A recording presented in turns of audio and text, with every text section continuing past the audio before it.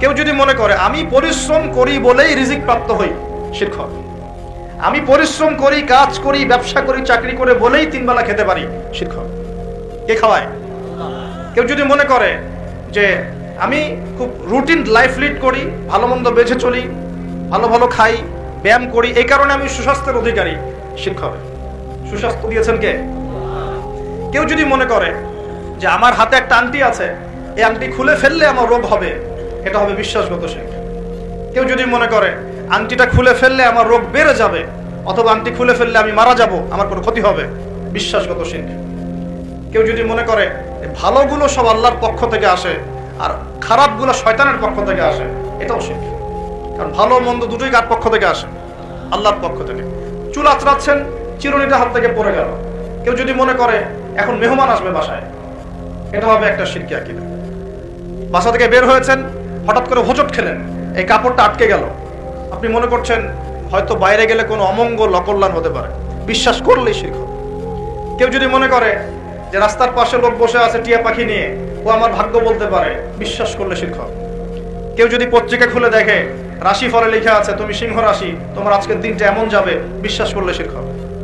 কেউ যদি হাত দেখায় জ্যোতিষীকে, দেখিয়ে বলে যে আমার ভবিষ্যৎ বলে দেন, আমার কয়টা বিয়ে হবে, কয়টা বাচ্চা হবে, কেউ যদি বিশ্বাস করে, তাহলে শিরক হবে। এরকম অসংখ্য শিরক হতে পারে, আমি বলে শেষ করতে পারবো না, যেগুলো মানুষের চিন্তার সাথে সম্পৃক্ত। কিসের সাথে সম্পৃক্ত? এই চিন্তার সাথে যে শিরকগুলো সম্পৃক্ত, এগুলোকে আমরা বলি আশিরকু ফিল আকীদা বা বিশ্বাসগত শিরক। আমি কি বুঝাতে পারছি? আমি সহজ করে দিচ্ছি। 2 নাম্বার হচ্ছে আশিরকু ফিল আমাল, কাজের মধ্যে শিরক। কেমন? যেমন আল্লাহ বলেছেন আল্লাহর জন্য নামাজ পড়তে, যদি আমি বা আপনি অন্য কাউকে দেখানোর জন্য নামাজ পড়ি, কি হবে? শিরক হবে। আল্লাহ বলেছেন আল্লাহর সন্তুষ্টির জন্য দ্বীনের জ্ঞান অর্জন করতে, এখন আমি যদি জ্ঞান অর্জন করি এই জন্য যে মানুষ আমাকে অনেক বড় বক্তা বলবে, অনেক বড় আলেম বলবে, মুফতি মুফাসসির বলবে, হ্যাঁ সবাই দাওয়াত করে খাওয়াবে আমাকে, ইত্যাদি ইত্যাদি, দুনিয়ার স্বার্থ থাকলেই এটা শিরক হয়ে যাবে। কি হবে? শিরক হয়ে যাবে। আল্লাহ পাক বলেছেন যে আল্লাহ রাব্বুল আলামিনকে সেজদা করতে, এখন আমরা যদি কোনো জড় পদার্থকে সেজদা করা শুরু করি, কি হবে? যদি কোনো মানুষকে সেজদা করি, যদি কোনো মৃত মানুষকে সেজদা করি, আচ্ছা এটা ক্লিয়ার রাখবেন আগে।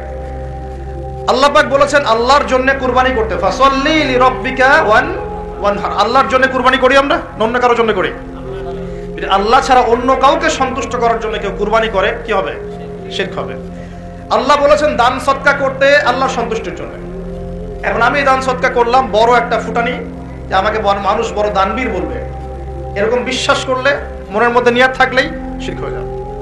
হজ করতে বলেছেন আল্লাহ পাক আল্লাহকে সন্তুষ্ট করার জন্য, এখন আপনি হজ করে আসলেন এবং টাইটেল লাগিয়ে বেড়াচ্ছেন আমি অমুক আলহাজ হাজি সাহেব, ঠিক আছে? মানুষ আমাকে আলহাজ বলবে, হাজি সাহেব বলবে, মানুষ আমাকে তখন ভোটটা দিবে, ভোটের সময় তখন আমাকে মানুষ ভোটটা দিবে, ওই স্বার্থ যদি থাকে শিরক হয়ে যাবে।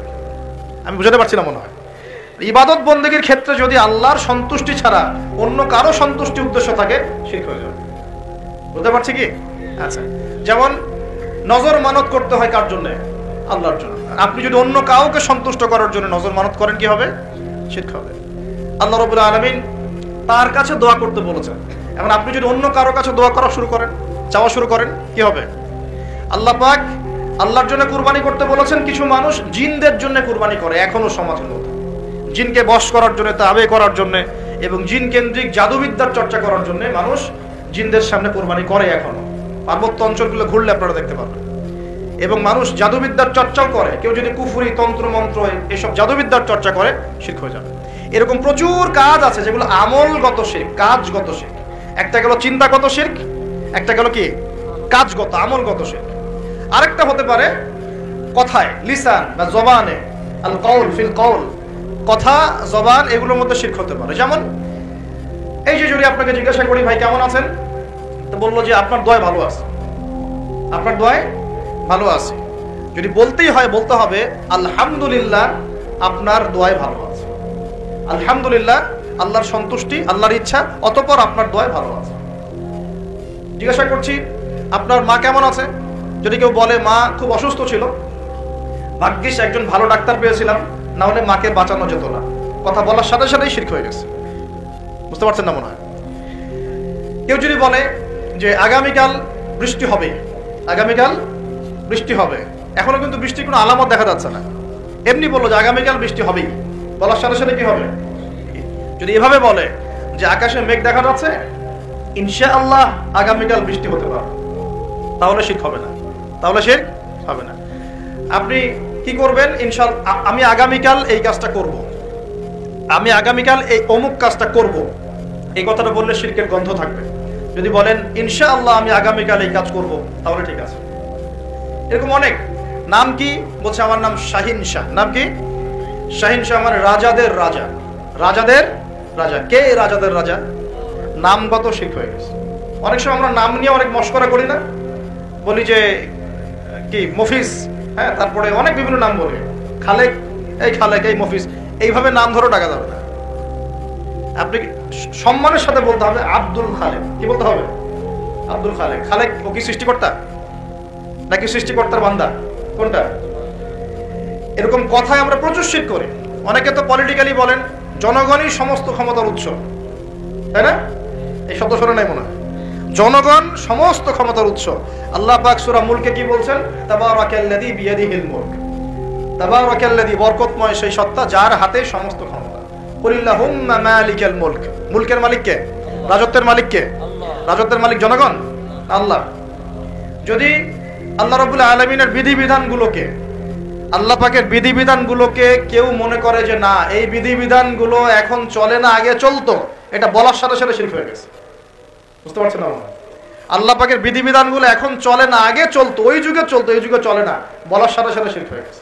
এই যে ইসলাম নিয়ে ঠাট্টা মশকরা করে, এই এরা তো মৌলবাদী, এরা তো ধর্মান্ধ লোকজন, এই যে টিটকারি মশকারি, এই টিটকারি মশকরা করার সাথে সাথেই শিরক হয়ে গেছে। আল্লাহ পাক সূরা তওবায় বলেছেন এটা কুফরিও হয়েছে, শিরকের সাথে সাথে কুফরিও হয়েছে। এরকম অনেক ব্যাপার আছে। আমরা বলি যে আমরা যা বিধান দিচ্ছি এই বিধান আল্লাহর বিধানের চাইতে ভালো, এরকম কেউ মনে করলে বললেই শিরক হয়ে যাবে, শিরকের সাথে কুফরিও হয়ে যাবে, দুটোই হয়ে যাবে।